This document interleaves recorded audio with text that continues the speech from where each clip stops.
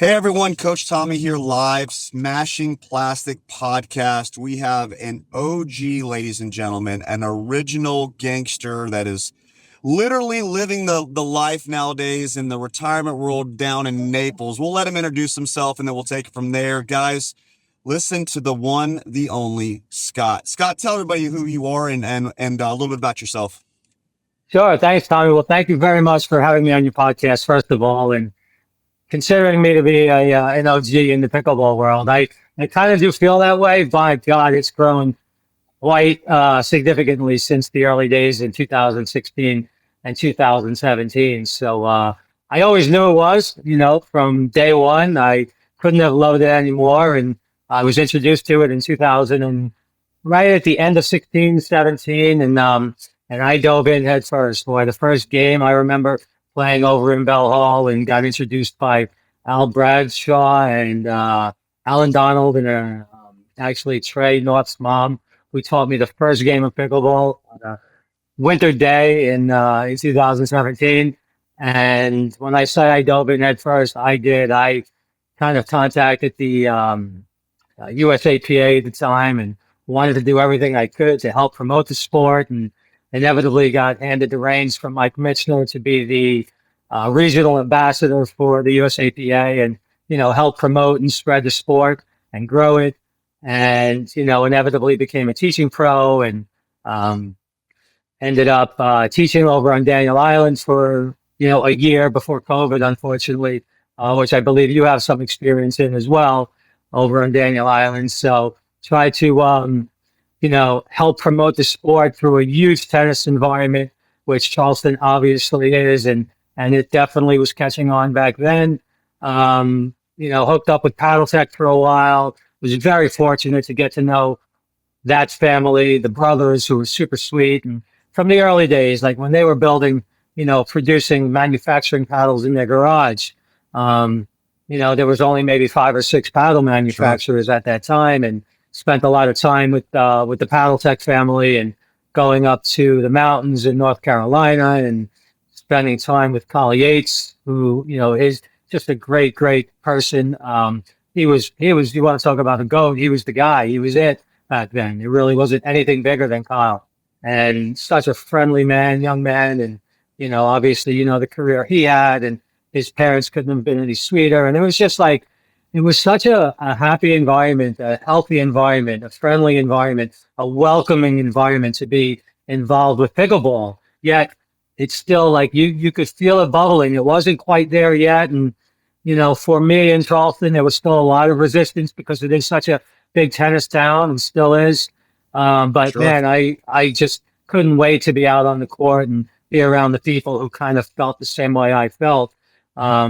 So I did a lot of different things, and inevitably back then, there really wasn't much as far as apparel goes, as, or paddles for that matter, like I spoke about. I have a funny story to tell you as well regarding paddles, because, one of the first guys I met who had like that business mind like you and I have, and so many others now, was Trey North. And he saw me playing in a Park West pickleball tournament back in the day, indoor gymnasium, and he saw my PickleStrong brand and came over and introduced himself, and we talked a bit about business. Right. And Trey and I stay, very close friends now.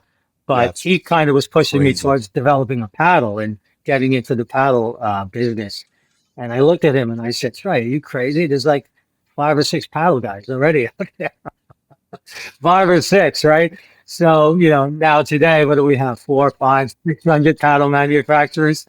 But I laugh about it. We joke around about it a lot.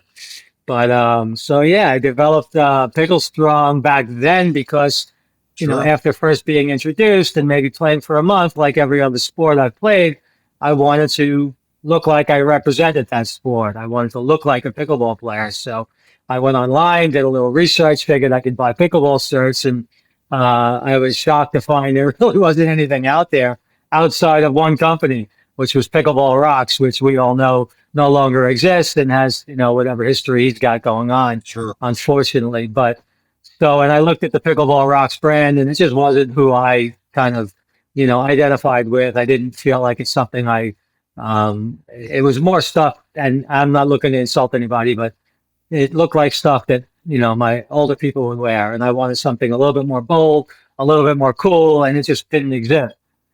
So I came up with the name PickleStrong. I have a bit of a history with the Livestrong Foundation, and very tragically lost both of my parents when they were 53 years old to cancer.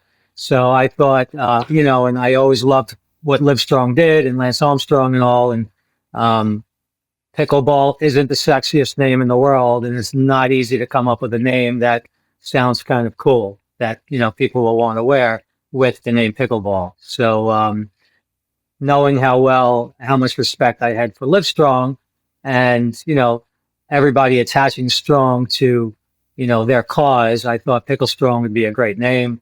Inevitably put in for the trademark, and shockingly got it. I was very happy. And what I did was I did reach out to the Livestrong Foundation, and we inevitably partnered on multiple events, and I would donate all of my profits from the tournaments to the Livestrong Foundation.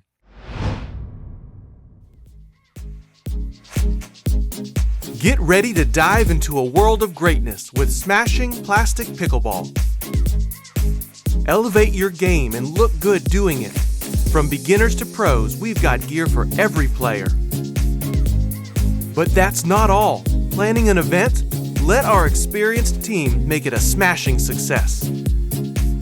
Want to improve your skills? Our certified PPR professionals offer top-notch coaching, clinics, and lessons for all levels. Don't you wait. Experience the greatness of Smashing Plastic Pickleball today. Visit our store, join our events, and unleash your pickleball passion.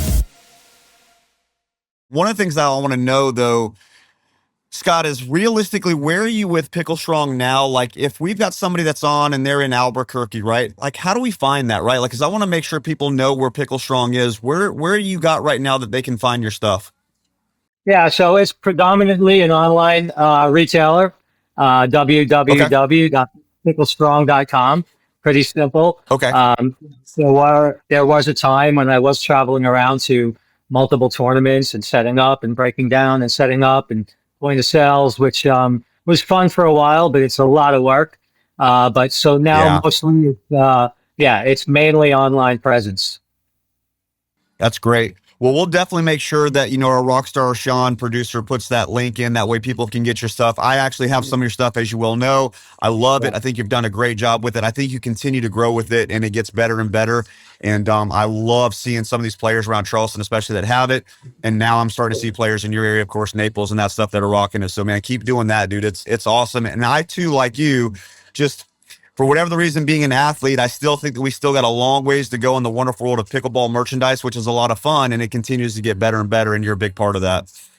Well, thank you. I can't agree more with you. I would love to see some of the big brands get in.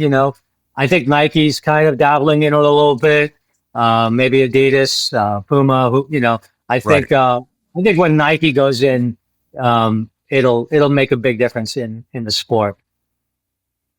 Yeah, I feel like that's a great segue. Where do you see, you are legitimately a guy that has been around the sport, like you said, since literally 2016, which seems, in comparison to other sports that you and I have done, that's so new. But in the world of pickleball, that might as well have been 100 years ago, even though the sport is technically 70, almost nearly 80 years old, realistically, back in the back day. But what do you think is the biggest difference of what you're seeing in pickleball that you do right now, Scott, as you did, say, in 2016? Well, surely the amount of people that are playing it now, it has taken over the country by storm. It's definitely pushed people, recreationally speaking, at least, because the pro game is a whole other thing that we can talk about. But recreationally speaking, you look around at any of the communities, any of the, these places that, even military bases, gymnasiums, they're not really structuring, they're not building tennis courts anymore. They're building pickleball courts. Right. And the reason why is because it is such an easier sport to learn and to play. It's a lot more social. It's a lot more welcoming. And quite frankly, it's just more fun. I have a funny story about that I can tell you.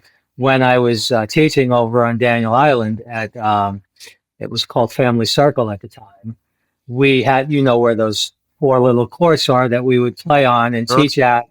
I was running round robins at night, and you had that one clay court that was right next door to our pickleball courts, and we would always be running our round robins. And of course, like pickleball, there's a lot of noise. There's a lot of trash talking. There's a lot of yelling and screaming. There's a lot of people having fun and congratulating each other. And so we're Sure. having a great time on those four courts over at Daniel Island.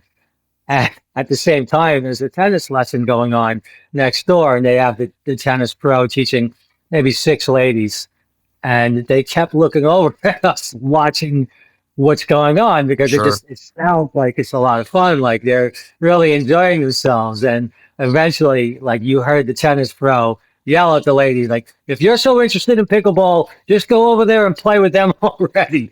So That's it hilarious. really is just it's hard to describe, just the positive energy, the fun, the health, the social aspect, everything that pickleball checks off a box on. It's very unique in that regards where, there's really no other sport that you can grab your paddle one day, get in your car and go to a public court and just play, right? I mean, what other sport Yeah, exists? it's so true. And as you know, I mean, I have a baseball background. I'm around baseball boys all the time. I'm around travel baseball. Like I'm constantly in and around that tournament atmosphere. But even that atmosphere carries such a different level. And you're a soccer guy, so you know that what I mean. Like it carries a different level of expectation, pressure, stress, all of the above, right? When it comes to pickle, I was just this weekend played in the PPA Challenger in Charleston. But one of the things that I have noticed, Scott, that I want to get your input on, and this is going to, make you smile too, how freaking young pickleball is getting.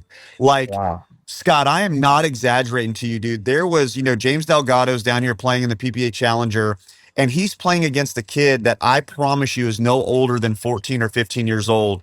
And this kid, Scott, is absolutely talking so much trash to James Delgado while he's playing pickleball. I mean, this is a kid that's probably in ninth grade. Okay. Like literally he's got homework to do tonight. You know what I mean?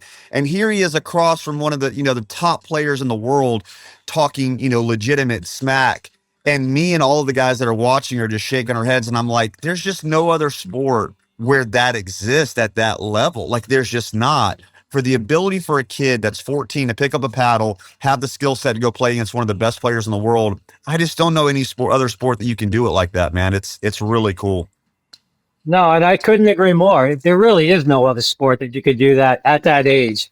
And, don't get me wrong. I think it's part of why, the way pickleball was created is it's almost like a great equalizer. You've got your kitchen area, you're playing with a ball that has holes in it, kind of like a governor on it. So you're very Sure. limited as to really, honestly, I do believe that there is a ceiling. Like you really can only be so I good in agree. pickleball.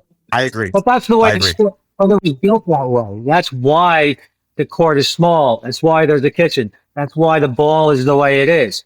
It's so that, it really is a great equalizer of the game. You can really play at a very young age at a very high level because of those things. If you're able to hit unattackable balls all the time, if you're able to reset balls into the kitchen and prevent your opponent from, finishing balls, then you're going to be a very difficult player to beat. But still maintain it's still so much fun at the same time. I feel like as a coach, one of the things that interests me, and for the longest while, like me and you would battle these things, like pickleball is not an athletic sport, and I couldn't agree anymore. I feel like what other sport can you take a kid that is a 5'9" athlete that could not be dominant in any other profession? We'll use Hayden Patrickman. I love Hayden. I think Hayden is an amazing athlete, but if he is on a baseball diamond, there's nothing intimidating about a Hayden Patrickman to me, personally. Put him on a basketball court, put him even on a soccer field, put him in any other sport there is. He is not an intimidating factor. You put that dude on a pickleball court, he is one of the best players in the world, and he's 5'8" and 130 pounds. You know what I mean? Like, how much more athletic do you need to be to describe how good of an athlete you have to be in order to play high level pickleball? You know what I mean?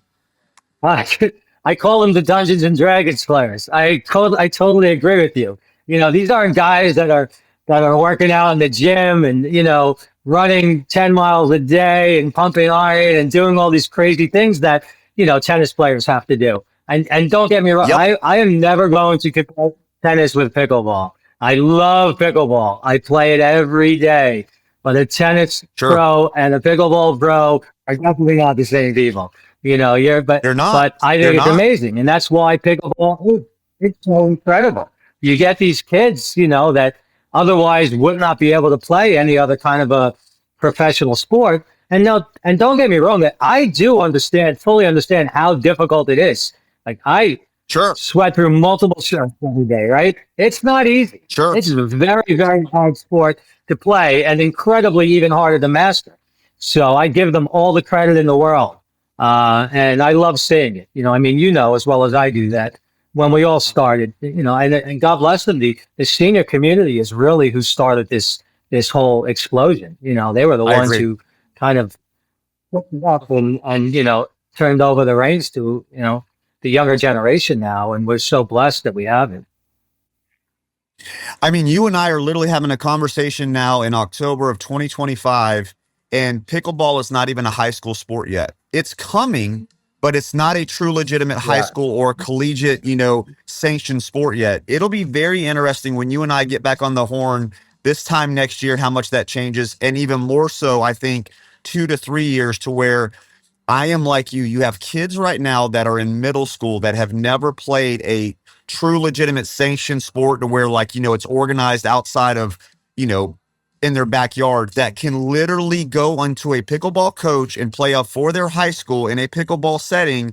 And we could have them up and running within 2 weeks. They could play competitive pickleball. That to me is all you need to know about why I think the sport is just scratching the surface of where this thing is going. Yeah, I agree. We're at the tip of the iceberg. And again, I can't agree more with you. I think easily it will be an NCAA sport. It will be in the Olympics. As far as high school, absolutely. We're already seeing it in the colleges. I've sponsored a couple teams. It's still club level, but it's not NCAA yet. Sure. But there's no doubt in my mind that it eventually will. And where it's just wild to think about how big it actually will become. I already say, hands down, it is the greatest recreational sport our country has ever seen, or the world has ever seen. I agree. I don't think I there's agree. anything that will ever eclipse it for all the reasons that we talked about. So, when you start seeing it being accepted by the NCAA and, high school and whatever else, it's just, the sky is the limit for pickleball. To make a segue on that, one of the things I would love your input, and I'm sure that you can give us some great insight. How different, Scott, is our beloved sport of pickleball from region to region, state to state? Now that you have jumped ship from the beloved world of the Holy City, and you're one of the very few people that has ever chosen to move from Charleston, South Carolina, just, because everybody's coming here, Scott decides to go the other way. Tell us how different the beloved world of pickleball is in, say, Charleston as opposed to Naples. Is it truly, if I'm a 4-5 here, am I a 4-5 there? Yes, you are. You absolutely are. Yeah. I mean, we have some incredible talent in Charleston. Now, maybe a handful of years ago that maybe wasn't true, but absolutely today, 100%. And as a matter of fact, we just had our friend Sean Smith and Evie down here recently. Yeah, So, I saw that. Yeah. I was very impressed with their play, and they held their own right here with some of my top players, and we had a great time. So, yeah, at least from Charleston to Florida, 100%. I totally agree. I would say that the levels are all on par. The one big difference I will say from Florida to, and I can only relate it to my area. So remember, I lived in Mount Pleasant. And, that's pretty much where I did everything I could to help promote and grow and teach and everything else. I got to tell you, there was a lot of resistance in that area. And shockingly, and this is almost hard to believe today in the city of Mount Pleasant or the town of Mount Pleasant, there does not exist one single dedicated public pickleball court. There's not one. Now, they'll hoot and holler about, oh, we have Miriam Brown, we have Park West, we have underneath the bridge, but they're not dedicated pickleball courts. And they're, they're take your net, set it up, break it down. So I don't know. I'm a little bit disappointed in still, the love that, and, I know that there's other areas in Charleston. Goose Creek has it. Hanahan, there are other areas that are doing much better for pickleball. But, man, I was met with a lot of resistance in the Charleston area when I was promoting the sport. And, they kind of laughed at it and made fun of it. And but thank God for people like you and, some others that have held true and pushed the sport forward. But I still would love to see one public court, just dedicated to pickleball in Mount Pleasant. No, I think you're absolutely right. Like one of the things, and as you know, when you left LTP, they brought in me, and I was at LTP directly after you.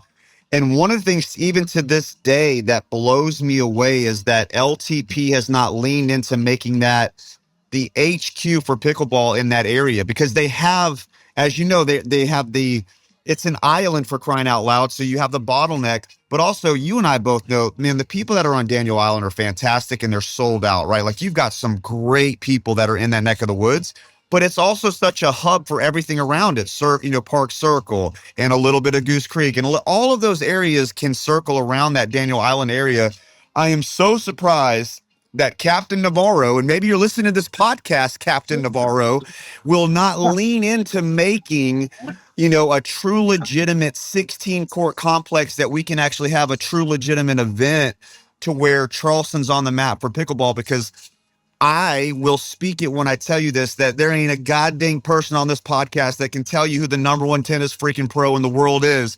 But I promise you, they can tell you who the top 10 freaking pickleball players are. And that's because it's in. Like, it is in right now. And Charleston is such a great city for us not to be able to have a true legitimate tournament that can host, 16, 18, 20 courts.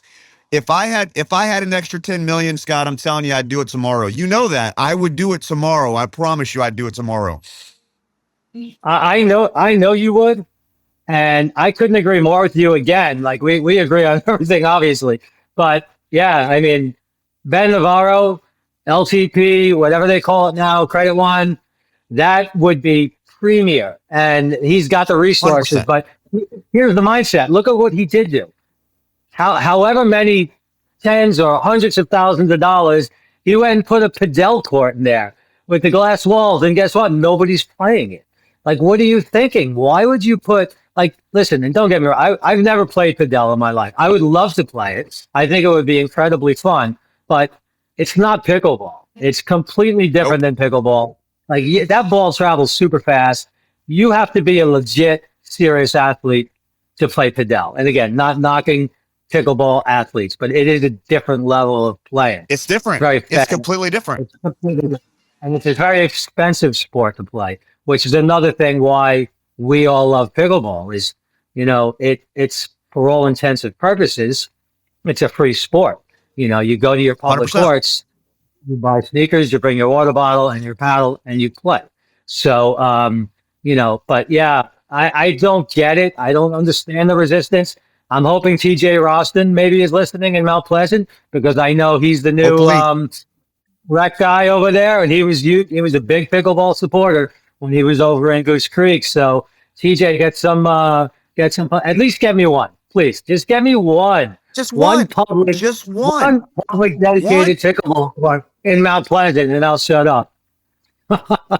It's mind-boggling, and me and you I could get on that horse. I would ride it with you all day long to the west. I'm telling you, it is definitely not a lack of resource, and it is definitely not a lack of desire, because we have the Charleston community in pickleball has grown so much, especially since you started.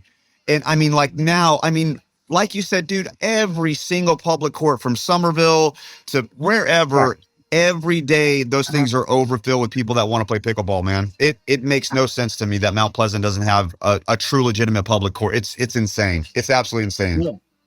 Well, and again, I I always relate back to my experience and my history. And, I was talking to, again, we all know Trey North. And, Yep. he always said it. He says, we're just going to have to rely on private investment. And that's what's happening. Right. These companies like Crush Art and Pickleball Kingdom, and I think there's another one coming now, are probably going to be the ones that have to drive it, which is unfortunate to me. And I love those guys. I think, especially Pickleball Kingdom, I think they're doing an amazing job.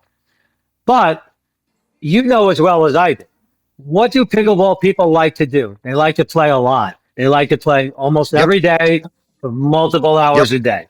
Well, now, if you have to pay for that, you're not going to be able to do it. You know what I mean? It's going to cost you a lot of money. And that's really not what pickleball is about. It's just not going to work. And I've seen it. I've seen it here in Florida, where we've had big corporations try to build these phenomenal indoor facilities, and they just go belly up. It's just very difficult thing to do. The juice just isn't worth the squeeze. As you know, I literally entertained it. I own 4 acres in Somerville right now that I literally got under contract to do this with. And the more that I get into this, Scott, I'm telling you, the juice is not worth the squeeze when it comes to now you're playing a real estate game. And in Charleston, including where you're at, real estate is just, it's prime. So that means that you're having to, unfortunately, you're sharing that cost with your customer, right? So now your membership, which started really sexy at $59, is now all of a sudden $89. And now it's $109. And before you know it, you're now spending $200 a month so that you can play pickleball. And that still doesn't compete with what you just said, to where it's still going to come with limitations, right? Like, you can't play every single day with that membership. You've got certain times that, your group or your membership or your level is playing, and now all of a sudden, instead of 5 days a week, you're playing 2 days a week. Like, that's just how this works. I agree. And it's, when you're competing with free, it's going to be very challenging, obviously.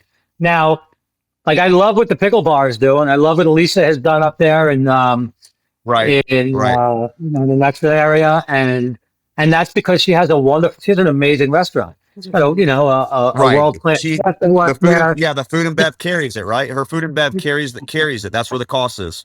Chicken and pickles, same thing, right? It's got it. You're making your money on the food and bev. You're not making your money on the pickleball. The pickleball is almost a little unique thing. It's a blind leader, but you want them in the restaurant, you want them in the bar, and they're doing an amazing job there. I agree. I definitely, and they understand that. They understand it's entertainment. They do a phenomenal job. We've had them on the podcast. I can't give them enough kudos for what they do. They seriously have some of the best food in our area. Yeah. But if you want to teach, train, learn, and develop and play pickleball on a day-to-day basis, you're not going there for that. You're going there because me, Scott, and 2 other guys are going to go grab a burger, we're going to grab a drink, and we're going to hit some pickleball for about an hour, and then we're good to go. And oh, by the way, they have league play next week. We might play in that. That's their model, and there's nothing wrong with that.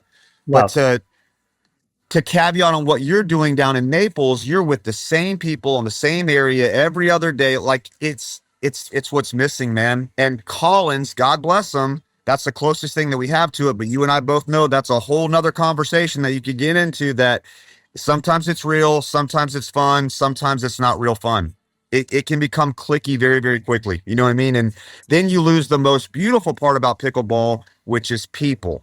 And the people of pickleball are what separate our sport more than anything. Is when I see Scott, or if I see Samantha, or I see Susan, they're legitimately happy to see me because we're legitimately friends. And it's not about, Scott's a 4-3, Coach Tommy's a 4-9. Like, it ain't about that. It's about the people. You know what I mean? I couldn't agree more. And I'll give you a perfect example. Again, I'm blessed to be living in Naples, Florida. It's beautiful. The sun's out every day. We've got so many public courts that we play for free at. And we have some wealthy people that live here, obviously. Not myself. Sure. But I have lots of wealthy friends. And they have built pickleball courts in their backyard. I'm talking state-of-the-art, beautiful pickleball courts. My friend Sandy has 2 outdoor pickleball courts and a gorgeous, state-of-the-art indoor court.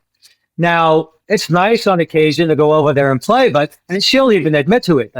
She would rather still go over to Veterans Park, where there's, 10 pickleball courts. Why? Because that's where everybody is. That's where you're seeing all the different, all your friends. You're meeting new people. you're playing with different people. It's just such an important factor with this sport that's kind of very, very unique. Tennis certainly isn't that way. Golf isn't that way, and I just love that part of it. We need to really keep that, the strong point of really what pickleball is about. Well, if that's going to lead me into my last but not least most important part of my segue, and that's going to be this Pickle for Purpose. So I'm actually partnering up with a church that I go to here in North Charleston area called Cathedral, massive church, and we're actually going to be doing a Pickle for Purpose to where we bring 10 nets, we set up the parking lot once a month, we introduce the sport to anybody that wants to, free of charge. I like that more so than anything else that I'm working on right now because it does exactly what you just said. And now I've got somebody who's probably never touched a paddle, and then I'll have people that play every day, and now they're going to mingle and they're going to be able to legitimately play a great sport, smile, have some fun. But most importantly, Scott, it allows them to meet people they would have never met in a million years because of a stupid plastic ball. You know what I mean?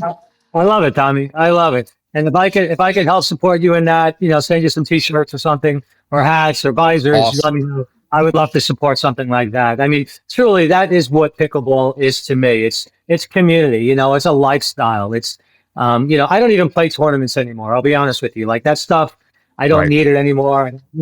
It's just all about living healthy, being social, having fun, staying fit. Being out in the sun, and pickleball provides all those things for me. And it's just we're all blessed to have pickleball in our life. What I'm going to do with you now, Scott, is I want to segue into you're down in the wonderful world of Naples. So let's just go in your world. Let's say we got a nice sunset. Let's go with Nancy that lives in Naples. She's driving down the road. She's headed to go meet Scott. She's going to play some pickleball. Give us one coach's tip from the beloved Scott Mannetta that you want Nancy to know to make her a better pickleball player.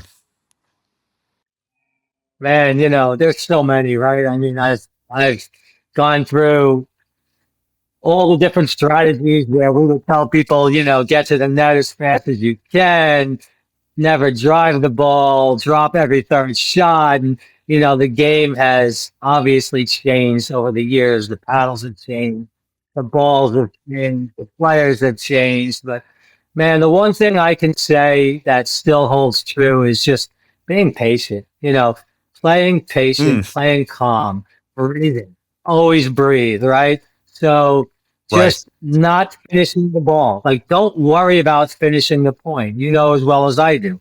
It's a game of chess. We're not really in a rally to, inevitably you want to win the point, but you're almost trying to make your opponent make the mistake so you can win the point. So it's just about hitting those unattackable balls, resetting balls from the transition zone if you can, and just keeping the rally alive. So, patience is easily my always number one tip to everybody. Just play the game patiently. So true. Like at the end of the day, man, like the patience is king. Again, I was at PPA all weekend long, watching the best players in the world. And it really is legitimately just slowing the game down to earn that put away shot. They all do this. They're all amazing athletes. They all have roll flicks. They can hit the ball 100 miles an hour. They're all amazing. They don't do that. They slow the ball down to where the point itself exposes itself, and then they put the ball away. That's what they do. 100%. Couldn't agree more. And before we leave, though, I need to tell you about a new world that I'm venturing off in, and I think you know about it already. Is I became an author and a publisher of a book. Okay. Yeah. So I wrote a book, and I based it on my son Jake, who is he is. I credit Jake to making me the man I am today. Most people in the Charleston area know my son Jake. He was at my side all our lives together in Charleston, and he grew up with some special needs. He was a little delayed in a lot of things, but he's one of the happiest, kindest. He lights up every room. He's just a wonderful, wonderful young man, and I couldn't be more proud of his development. So, I've kicked the tires on a lot of different things with PickleStrong. I know it's a great name. I just didn't know what direction it was going to go. And I know it scales in a lot of different areas, but I said, hey, you know what? Maybe it could be a great book series. And thought about my son, So I wrote a book called Jake's First Game, a PickleStrong story, and it's kind of just about all of the things we talked about, just being inclusive, helping others, being kind, playing safe, being healthy, having fun.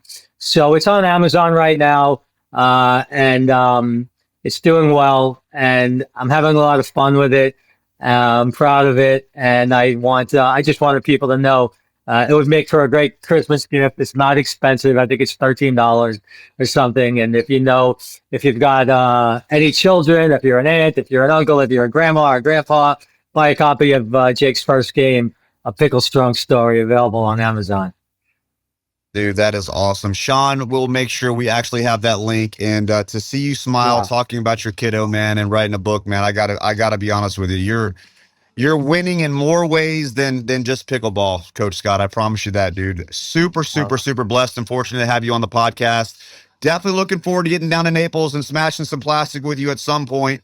God, the world you live in, man, that is awesome. I'd love to come visit. And when you're back in our area, we'll definitely have to get together and get some photos, man, and get it on the podcast for sure. That sounds great. Thanks, Tommy. Hey everyone, Coach Tommy here. Thanks for tuning in to Smashing Plastic. Big shout out to Sean Monahan for the music, production, and editing. Don't forget to hit the like and subscribe for more awesome content, and be sure to follow us on Facebook and Instagram. Those links are in the description. Now let's get out there and smash some plastic.